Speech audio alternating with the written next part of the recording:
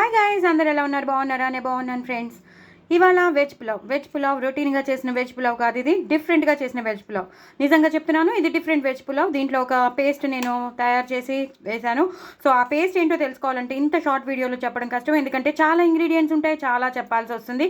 So మాకు చాలా limited time ఉంటుంది కాబట్టి ఆ షార్ట్ టైంలో మేము చెప్పలేం. కాబట్టి మీరు తప్పకుండా ఆ వీడియో మాత్రం చూడండి, నేను షేర్ చేస్తాను. చాలా చాలా డిఫరెంట్గా చేసిన పులావ్ అండి. చాలా చాలా డిఫరెంట్గా, చాలా అంటే చాలా డిఫరెంట్గా.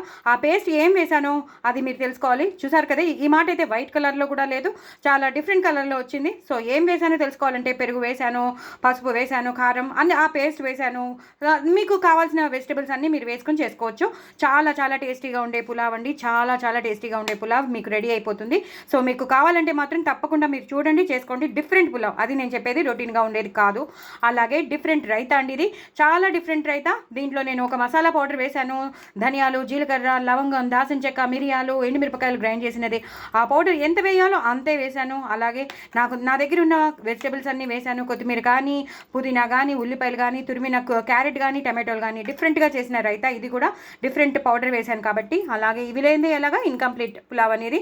అలాగే పనీర్ కూడా అదిరిపోయింది, చాలా చాలా టేస్టీగా వచ్చింది. ఇంట్లోనే మనం టేస్టీగా చేసేసుకోవచ్చు పనీర్ కూరని. ఎక్కడో బయట హోటల్స్కి వెళ్ళి, రెస్టారెంట్స్కి వెళ్ళి మనం ఎన్నెన్నో డబ్బులు ఖర్చు పెట్టేసుకుంటాం, అలా అక్కర్లేకుండా మన ఇంట్లో ఉన్న ఇంగ్రీడియంట్స్తోనే నేను ఎలా చేశానో, ఎంత టేస్టీగా చేశానో మీరు చూసేసేయండి.